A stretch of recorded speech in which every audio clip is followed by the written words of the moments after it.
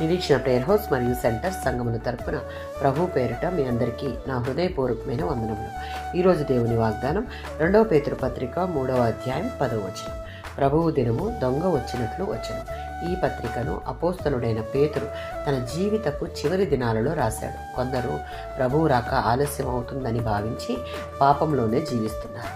పేతురు అది ప్రభువు ఆలస్యం చేయడం కాదు, 3:9 చెప్పినట్లుగా అది దేవుని యొక్క దీర్ఘశాంతము.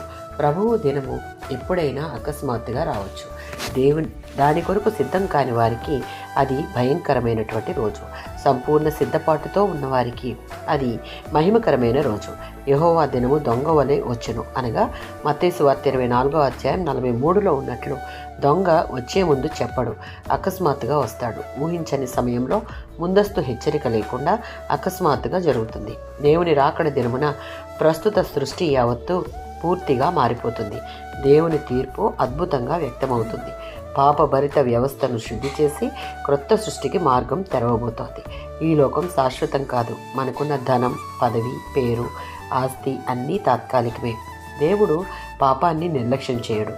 దేవుడు మన ఎడల చూపుతున్నటువంటి సహనం మనం పశ్చాత్తాపానికి అవకాశాన్ని కల్పిస్తూ ఉన్నాడు. దేవుని తీర్పు న్యాయమైనది. ప్రతి ఒక్కరి జీవితాలలో మాటలు, ఆలోచనలు, క్రియలు అన్నీ దేవుని తీర్పు ముందుకు వస్తాయన్నది జ్ఞాపకం చేసుకోవాలి. దానికై మనలను మనం ఆత్మీయ సంసిద్ధత కలిగి ఉండుటకు పశ్చాత్తాపం కలిగి పరిశుద్ధమైన జీవితం జీవిస్తూ విశ్వాసంలో నిలకడగా ఉండాలి. ఆమేన్.